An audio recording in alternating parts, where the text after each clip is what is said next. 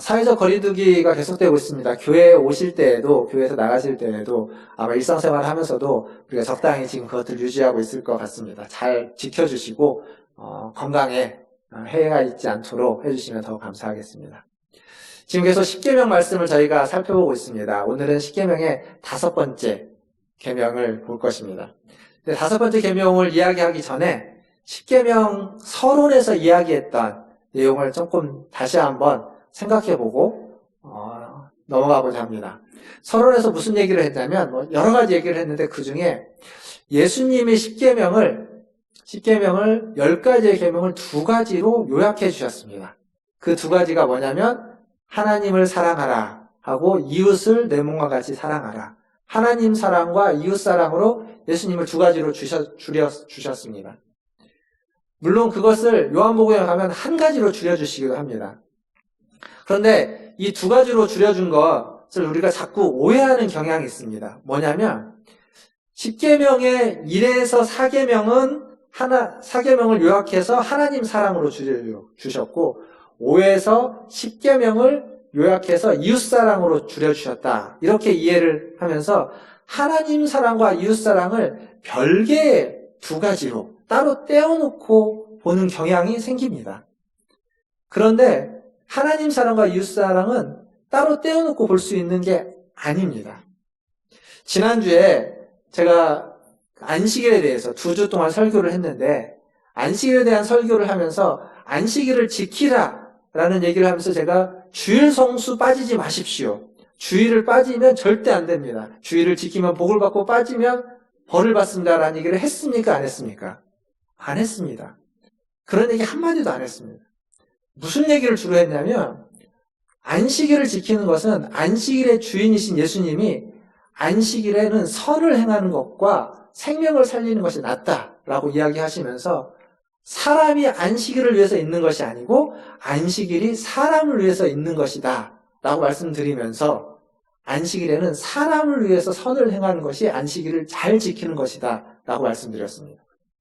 그러니까 겉으로 보기에는 안식일을 지키라고 하는 굉장히 종교적인 어떤 형식의 계명이지만 실제 내용은 사람을 사랑하라는 이야기가 안식일을 지키라는 내용의 중요한 본질의 핵심이라고 말씀드렸습니다. 이게 4계명만 그런 것이 아니라 1, 2계명도 마찬가지입니다.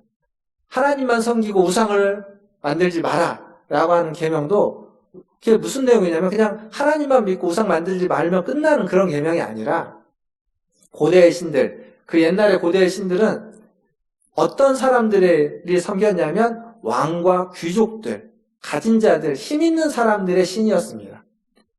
노예나 천민들의 신이 아니었습니다. 그런데 하나님은 이스라엘 향해서 그 애굽의 종되었던 자들의 하나님으로 그리고 그들에게 이야기하면서 고아와 과부와 나그네의 하나님으로 하나님 자신이 불려지기를 원했고 그들의 하나님으로서 그들을 불러내서 그 하나님을 섬기라고 하는 겁니다. 즉 하나님은 어떤 분이냐면 왕과 귀족의 하나님이 아니라 고아와 과부와 나그네의 하나님, 종들의 하나님으로서 그들과 함께하는 겁니다. 그러니까 하나님만 섬기라는 얘기는 다른 말로 바꾸면 약자인 사람들, 고아와 과부와 나그네와 종들이 안정된 삶을 살 수 있도록 하기 위해서 다른 신, 그들을 버리는 다른 신이 아니라 그들을 위한 신을 계속 섬기라는 이야기입니다. 결국 하나님만 섬기라는 얘기도 사람을 위해서 주어진 계명이었습니다.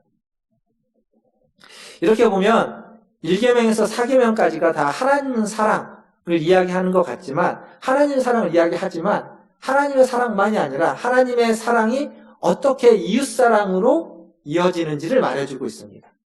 그러니까 1에서 4계명은 하나님 사랑을 통해서 이웃 사랑을 어떻게 할 것인지를 가르쳐주고 있는 겁니다. 그렇다면 5계명에서 10계명은 뭐냐면 이웃 사랑을 통해서 어떻게 하나님을 사랑할 것인지를 가르쳐주고 있는 겁니다.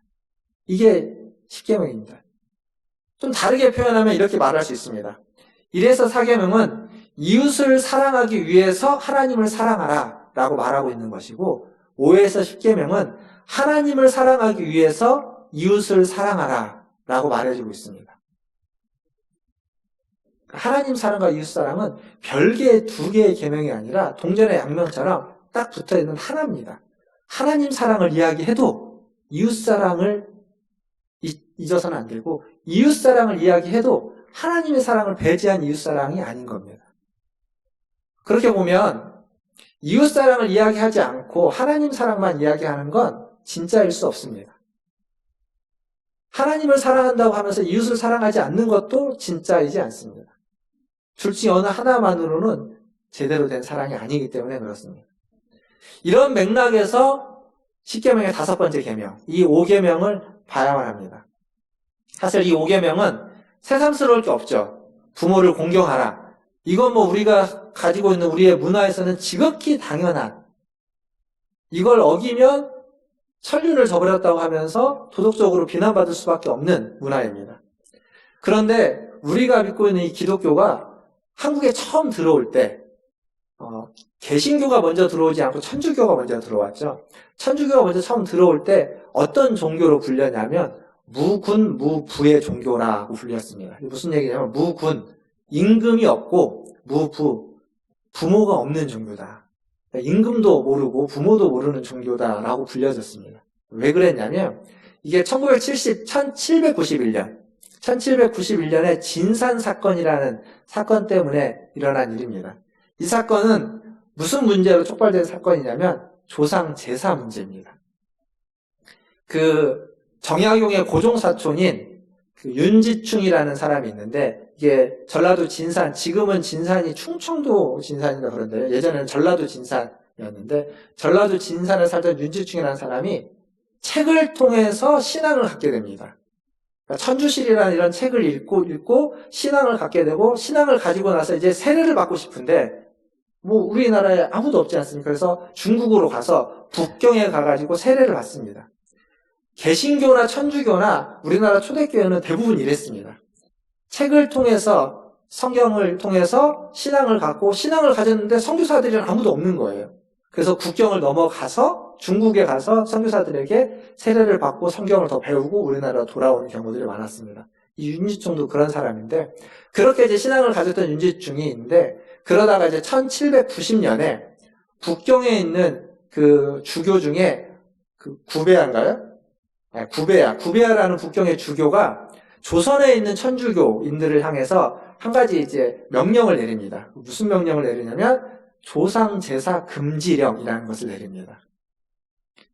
조상 제사 금지령이라는 걸 내리고, 그 명령을 이제 전해받은 윤지충은 그 주교의 명령에 순종하는 겁니다. 그래서 집안에 모셔둔 모든 신주를 다 없애버립니다. 신주를 없애고, 그 무렵에 어머님이 소천하셨는데 어머님의 그 장례를 유교식으로 하지 않습니다. 이게 1700년대 조선에서 엄청난 일인 겁니다.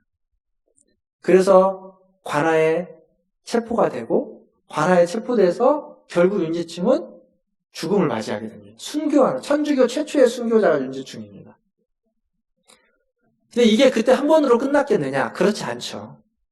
그러다가 한 200년이 지난 후에, 100년이 지난 후에 이제 개신교가 들어올 때는, 개신교가 들어올 때는 이미 기독교라고 하는 것은 우리나라 그 문화에서 기독교는 효도하지 않는 종교, 효와 관계없는 종교, 부모를 공경하지 않는 종교라는 이미지를 갖고 오게 됩니다. 이 조상제사 문제는 그때부터 지금까지, 지금도 마찬가지죠. 굉장히 많은 신앙의 갈등 요소가 되고 있습니다. 천주교는 사실 조상제사 금지령을 오래전에 철회했습니다. 자기네들이 잘못된 측령이었다고 해서 오래전에 철회했습니다. 뭐 논란은 있겠지만 어쨌거나 여기서 중요한 건 우리 기독교가 지금 가지고 있는 이미지가 그렇다는 겁니다. 근데 성경에 보면 십계명이라고 하는 기독교의 말씀들 중에 가장 중요한 계명이라고 할 수 있는 십계명 중에 한가운데 5계명에 무엇이 있냐면 부모를 공경하라 라는 계명이 있습니다. 그리고 이 5계명은 가운데 있는 것도 가운데 있는 거지만 앞에 있는 계명과 뒤에 있는 계명을 이어주는 굉장히 중요한 계명입니다. 기독교에서 효도에 대해서 충분히 가르치지 않아서, 충분히 얘기되지 않아서 오해된 측면이 있지만 또 충분히 얘기하지 않은 측면도 있는 것도 사실입니다. 근데 이게 얘기하기가 참 어렵습니다. 여러분들은 효자십니까? 충분한 효도를 하고 계십니까? 이런 질문에 자신 있게 나는 충분한 효도를 하고 있습니다라고 말할 수 있는 사람이 우리나라에 별로 없을 겁니다. 하고 있는 사람들도 그렇게 하고 있다고 생각하지 않습니다. 그래서 이 효도라는 주제는 굉장히 어려운 주제입니다. 주제 자체가 어렵기 때문에 보통 얘기를 잘 안 하고 당연하긴 하지만 잘 얘기되지 않는 주제입니다. 왜 그렇게 우리는 생각할까요? 여러 가지 이유가 있겠지만 저는 부모가 어떤 존재인지에 대해서 생각해 볼 때 우리가 그런 생각을 갖게 된다고 생각합니다. 부모란 어떤 존재냐? 나에게 있어서 나의 부모님은 어떤 존재인가? 한번 생각을 해보시고, 성경에서 부모란 어떤 존재냐면 생명의 창조자이신 하나님과 함께 생명을 창조하는 존재가 부모입니다. 자녀를 낳음으로써 생명의 창조자인 하나님과 함께 생명을 만드는 존재가 부모입니다. 그래서 하나님과 부모는 창조사역의 동역자다라고 말할 수 있습니다. 하나님과 부모는 창조사역의 동역자. 그렇게 보면 부모를 공경하는 것과 하나님을 공경하는 것은 다른 게 아닙니다. 같은 게 되어버립니다. 물론 모든 부모가 공경받을 만한 건 아닙니다. 부모의 책임과 부모의 직무를 다하지 못하는 경우들도 있습니다. 자녀들을 방치하고 유기하고 또 혹은 자녀들을 해하는 부모들도 있습니다. 그럼에도 불구하고 부모는 존경받을 필요가 있습니다. 생명을 주었다는 것.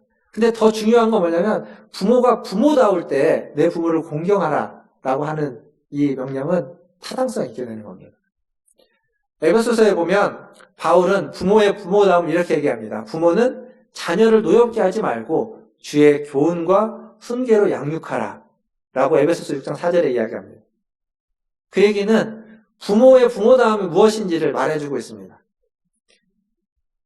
이것은 하나님의 언약을 자녀들에게 생명만 전해준 것이 아니라 자녀들에게 하나님과의 관계에서의 그 언약을 자녀들에게도 물려주는 것, 그게 부모의 역할이고 그게 부모됨입니다. 그런 부모에게 있어서 그 부모를 공경하라 라고 하는 명령은 지당한 거죠. 근데 이제 반대의 경우를 한번 생각해 보면 부모를 떠나는 것, 부모를 공경하지 않는 것, 그것은 다른 말로 바꾸면 하나님을 떠나고 하나님을 공경하지 않는 것과 같은 얘기입니다. 성경은 그러한 사람, 부모를 때리거나 부모를 욕하거나 부모를 대적하는 자, 부모를 저주하는 자를 향해서 출애굽기는 사형에 처하라고 이야기합니다. 무서운 거죠. 엄격하게 묻고 있습니다. 하나님을 대적하는 자, 우상을 섬기는 자만큼의 무거움으로 부모에 대해서 이야기하고 있다는 겁니다. 그 누가복음 15장에 가면 탕자의 비유가 나오죠. 둘째 아들인 탕자의 비유가 나옵니다. 엄밀하게 이야기하면 이 비유의 이름은 탕자의 비유라기보다는 두 아들을 기다리는 아버지의 비유라는 표현이 맞습니다. 근데 이 비유에 보면 둘째 아들이 아버지에게 유산을 물려달라고 해서 유산을 받아가지고 그것을 다 현금화해서 돈으로 만들어가지고 먼 나라로 떠납니다. 그건 무슨 얘기냐면 다시 돌아올 생각이 없는 겁니다. 근데 먼 나라로 떠나가지고 거기에서 그 돈을 다 써버리죠. 우리가 잘 아는 것처럼. 그리고 이제 돼지를 치다가 그다가 이렇게는 못 살겠다 해가지고 생각나는 게 있습니다. 그때 아버지가 생각나고 그때 아버지가 생각나면서 아버지께 돌아옵니다. 근데 이 둘째 아들이 돌아와서 아버지에게 했던 얘기가 있습니다. 누가복음 15장 21절. 이 18절과 21절에 두 번 반복해서 나오는 건데 18절은 생각한 거고 21절은 아버지를 찾아와서 하는 말입니다. 이렇게 얘기합니다. 화면에 보시면 아들이 이르되 아버지 내가 하늘과 아버지께 죄를 지었사오니 지금부터는 아버지의 아들이라 일컬음을 감당하지 못하겠나이다. 지금 아들이 아버지께 죄를 지은 거 맞습니다. 아버지께 죄를 지은 거 맞지만 하늘에는 죄를 지었다고 이야기할 만한 게 뭐 돈을 함부로 허비했다는 거? 그런 거 말고는 특별히 얘기할 게 없을 겁니다. 그런데 지금 뭐라고 얘기하냐면 하늘과 하나님과 아버지께 죄를 지었다. 그러니까 아버지를 떠난 것이 하나님께 죄를 지은 것과 같은 거라는 겁니다. 여기에서 아버지는 이런 아들을 멀리서 알아보고 달려가서 아들을 감싸 안고 아들이 뭐라고 얘기하든 신경도 안 쓰고 그 아들을 다시 아들로서 받아들여서 잔치를 베풀죠. 여기에는 이런 의미도 있습니다. 그 시대에 이런 아버지를 떠나고 아버지를 저주하고, 사실 아버지에게 유산을 달라는 건 어떤 의미냐면, 아버지 빨리 죽었으면 좋겠습니다. 어차피 죽을 건데 빨리 죽었으면 좋겠고, 그냥 어차피 나한테 줄 걸 지금 당겨서 달라는 거죠. 이런 배은망덕한 아들인 겁니다. 근데 그런 아들이라면 그 시대에 그런 아들을 사람들이 돌로 쳐 죽이는 건 정당한 문화였습니다. 지금 아들이 이미 배은망덕한 짓을 하고 떠났죠. 동네 사람이 모르는 사람은 없습니다. 아버지가 맨날 그 둘째 아들 기다리는 거 보면서 그런 못된 아들을 왜 기다릴까 사람들이 그랬을 겁니다. 근데 그 아들이 동네로 다시 돌아옵니다. 아버지가 가장 먼저 발견하지 않고 동네 사람이 발견했다면 그 아들은 돌에 맞아 죽을 수도 있습니다. 그러니까 아버지가 달려가서 그 아들을 감싸 안고 집으로 들여오는 겁니다. 그 아들이 동네 사람으로부터 해를 받지 않도록 하기 위해서. 이게 부모다움인 겁니다. 그 아들이 착한 아들이고 아들다운 아들이고 뭔가 공경을 잘하고 부모 말씀에 순종했던 아들이어서가 아니라 저주하고 멸시하고 죽었으면 좋겠다고 말한 것과 똑같은 행동을 하고 가서 허랑방탕해지는 아들이지만, 그렇지만 그런 아들조차 다른 사람부터 해를 입을까 봐 걱정돼서 달려가서 끌어안는 것.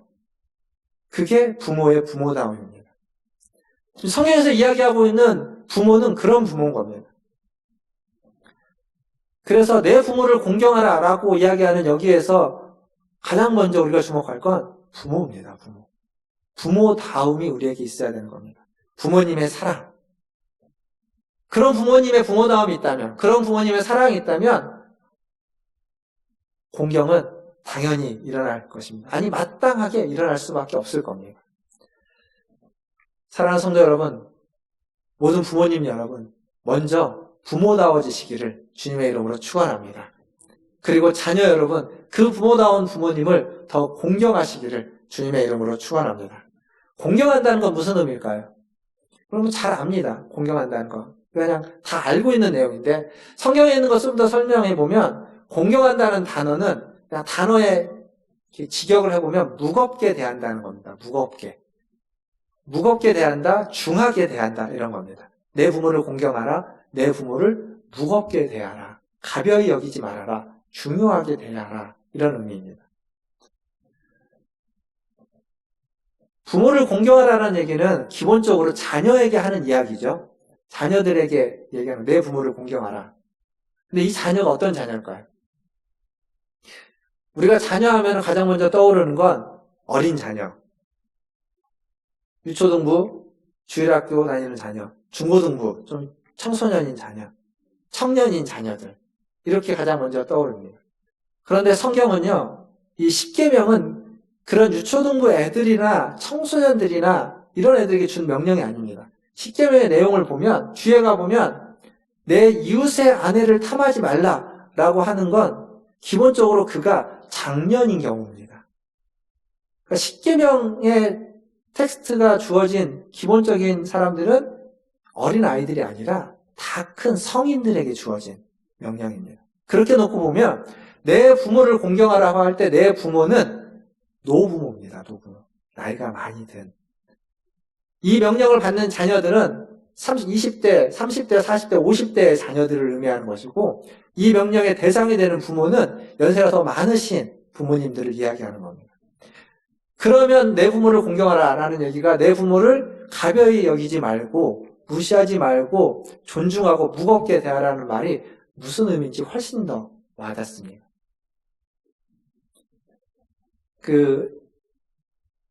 자녀가 나이 들면 부모님들은 자녀가 어려워진다고 하죠. 그렇습니까, 우리 권사님들? 안 그런가요? 어르신들 얘기가 그런 얘기를 많이 들었습니다. 자녀가 나이가 들면 어려워진다고 합니다. 자녀를 이기는, 자식 이기는 부모 없다라는 말도 있죠. 제가 직접 경험해 본 것이기도 합니다.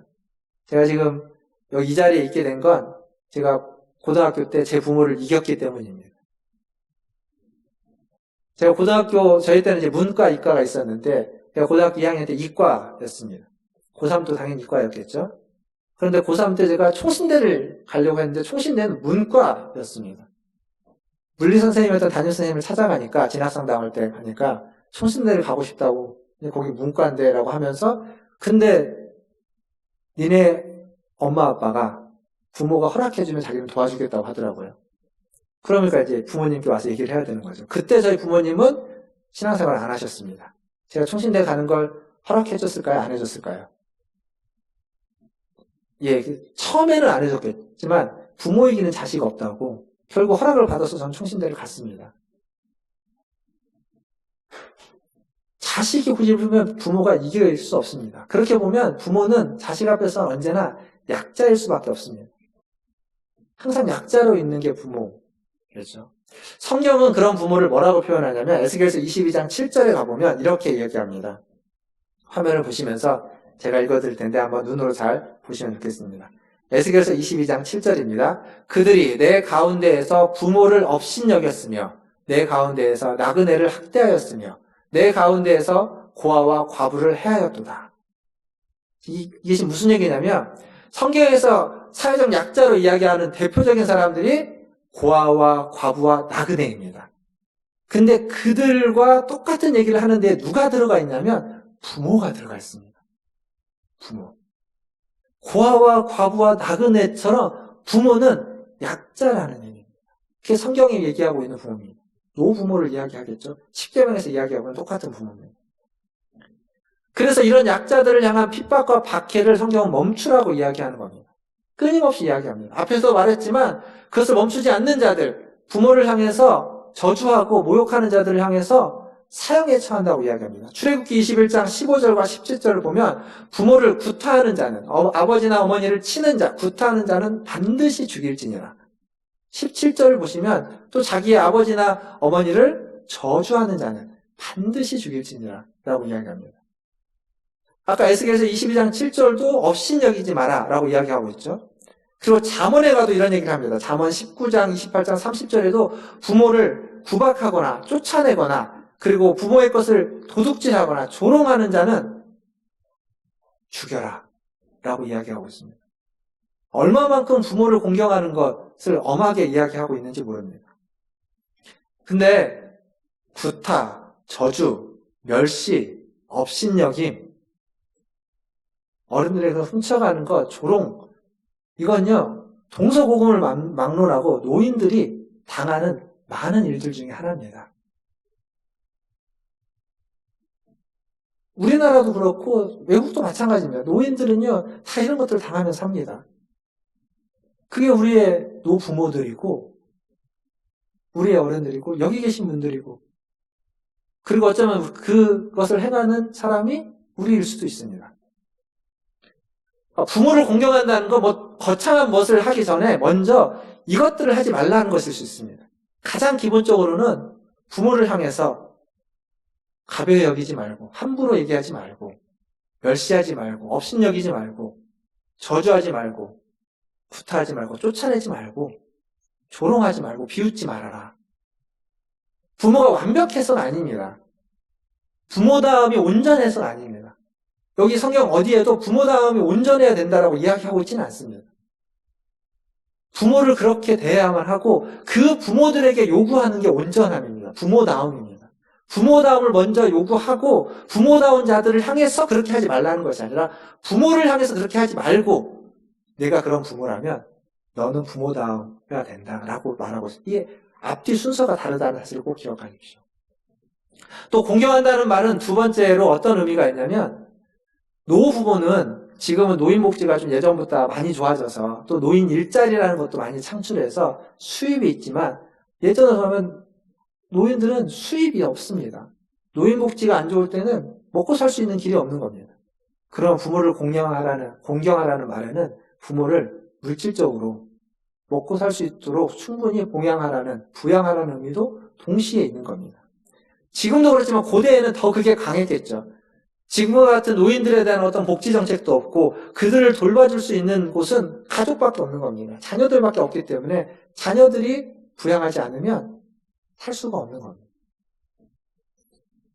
사회적 약자로서 고아와 과부와 나그네들을 대해야만 하는 이유와 동일하게 부모들도 동일하게 그런 도움이 필요했던 겁니다. 근데 여기서 멈출 수는 없습니다. 노인복지가 발달한 외국이든 우리나라든 그 요양원이 잘 되어 있고 시니어타운이 잘 발달되어 있어서 거기를 가면 먹고 사는 것 뿐만 아니라 여러 가지 활동들 그리고 건강까지 다 챙겨줍니다. 근데 아무리 그래도 거기에 있는 어른들의 마음은 언제나 외롭습니다. 그 심리적인 고독감을 떨쳐낼 수는 없습니다. 제가 이제 설교 준비를 하다가 보니까 이런 설교 준비를 해오고 있지 않습니까? 이 시점에서 부모님들한테 전화를 안 드릴 수 없겠더라고요. 저 원래 부모님에게 잘 전화 안 합니다. 저희 아내는 부모님에게 전화를 잘 하는 편이지만 저는 잘 안 합니다. 부모님이 전화를 먼저 해주시면 했지 제가 잘 안 하는 먼저 해주시면 제가 전에도 말씀드렸어요. 항상 뭐라고 한다고요? 전화하려고 했는데 마음은 있는데 전화 잘 안 하는 겁니다. 근데 설교 준비하다가 금요일날 저녁이었을 겁니다. 오후였을 텐데 제주도에도 한 통, 삼리에도 한 통. 한 통밖에 아니지만 그래도 전화 드렸습니다. 물질적인 것만이 아니라 공경하는 이 기본적으로 전화를 해서 안부를 묻고 하는 이러한 정서적인 심리적인 것들을 나누는 것. 그게 전화 하나가 뭐 아무것도 아니고 그걸로 뭐가 해결되는 건 아니지만 최소한의 것들을 움직이는 거죠. 부모를 공경하라 라고 하는 이 5번째 계명은 노부모를 업신여기지 말고 멸시하지 말고 함부로 대하지 말고 정중하고 공손하고 귀하게 무겁게 중하게 대우하라는 데서 시작하는 겁니다. 그런 말이 있죠.